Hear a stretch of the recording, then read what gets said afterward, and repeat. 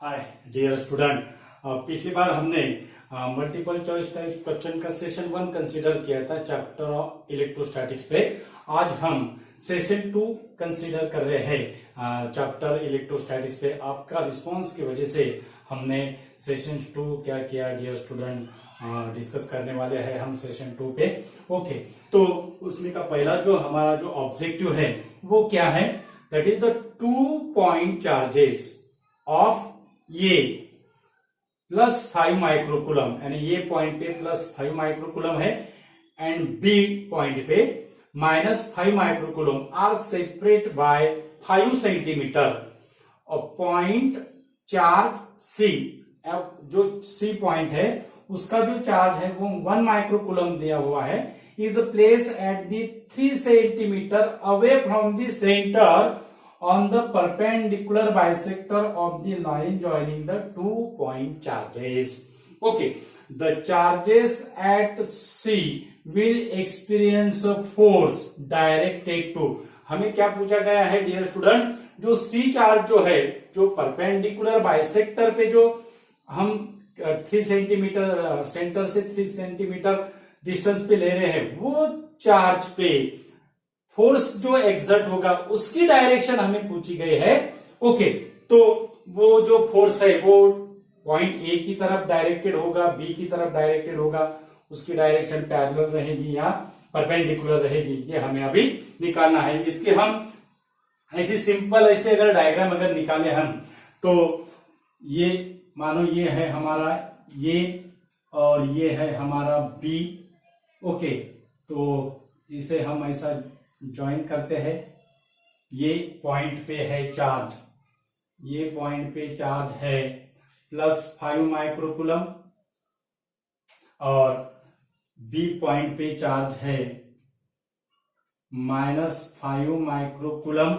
और ये जो दो चार्ज सेपरेट जो डिस्टेंस है दोनों चार्ज का वो है 5 सेंटीमीटर। ओके, तो यहां पे अगर सी पॉइंट पे अगर हमें फोर्स अगर एक्सपीरियंस अगर करना है, ओके, तो ये यहाँ पे 1 microcoulomb is consider as a टेक चार्ज कंसिडर करेंगे हम। ओके, तो ये जो +5 माइक्रोकुलम है ये पॉजिटिव टेक चार्ज रहेगा, तो it produces the forces of repulsion, it produces the forces of repulsion. यानी ये पॉइंट सी पे क्या होगा, फोर्स एक्स करेगा, और सी पॉइंट ए पे क्या करेगा, फोर्स एक्स करेगा। लेकिन ये जो सी का जो फोर्स है वो हमें कंसीडर नहीं करना है, हमें कंसीडर करना है ये पॉइंट जो सी पे क्या करता है, फोर्स एक्सर्ट करता है, तो उसकी जो डायरेक्शन होगी it is directed away, it is directed away.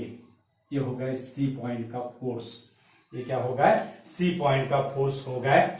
Okay, तो इसे हम एफ कहते हैं, that is it is the FA, that is the force acting at C due to point A, that is +5 microcoulomb. Okay, और similarly ये है -5 microcoulomb, यानी ये निगेटिव है। ओके, तो ये पॉजिटिव और ये negative, that is the forces of attraction, यानी दोनों की फोर्स की डायरेक्शन क्या होगी, it is towards, attraction force होगा, लेकिन इसका हमें कोई जरूरत नहीं है, इसकी हमें जरूरत है, that is it is the inward, it is the inward. यानी ये जो फोर्स होता है, ये फोर्स, ये जो फोर्स है, ये जो फोर्स है, ये फोर्स को हम क्या कहते हैं, that is the F, that is the F, यानी force exert at the point C due to point B. Okay, और ये एफ है, एफ बी है, और रिजल्टेंट जो फोर्स रहेगा ये दोनों वेक्टर का क्या रहेगा, डायगोनल रहेगा। When we completed the parallelogram, when we completed the parallelogram, then we get the resultant force acting on the point C and which is represent the diagonal of a parallelogram, which is represent the diagonal of a parallelogram. और ये force की जो direction है, ये force की जो direction है, अब ये पॉजिटिव ये निगेटिव हो गया है।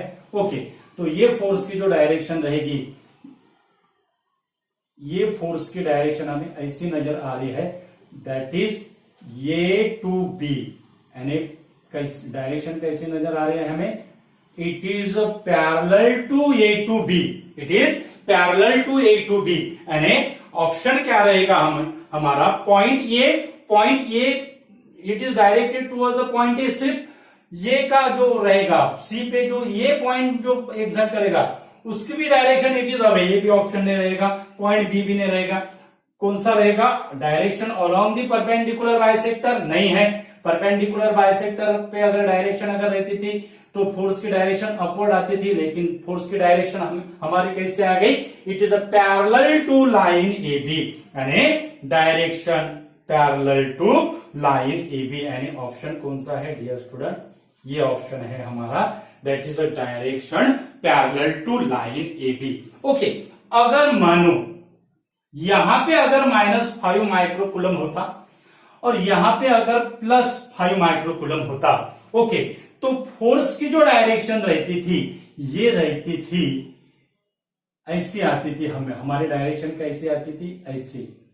यहां पे अगर -5 माइक्रोकूलम रहता और यहां पे अगर +5 माइक्रोकूलम अगर रहता था तो फोर्स की डायरेक्शन कैसी आती थी? फिर ये ऐसा, और उसके बाद ये ऐसा होगा यहां पे, ओके, और जो फोर्स जो रहेगा that is the direction of the force, ऐसी डायरेक्शन आती थी फोर्स की।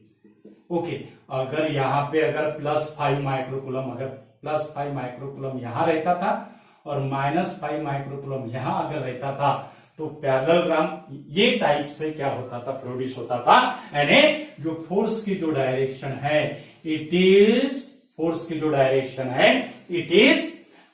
It is anti parallel to line A B.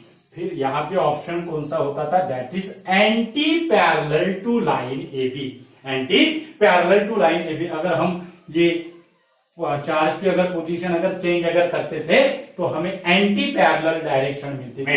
अगर ऑप्शन में अगर डायपोल मोमेंट का अगर कंसिडरेशन अगर होता था, अगर यहाँ पे direction along the perpendicular bisector के जगह अगर direction opposite to that of the dipole moment अगर होता था और उसके बाद डी अगर ऑप्शन अगर हमारा डी ऑप्शन अगर आता था, बोथ सी और यहां पे अगर बी के जगह दूसरा अगर ऑप्शन अगर रहता था तो हम लिखते थे बोथ सी, और जो हमारा जो ऑपोजिट डायरेक्शन से जो करस्पॉन्डिंग ऑप्शन होता था उसको हम कंसीडर करते थे it is the both the option. Both the option क्या होते थे? करेक्ट होते थे।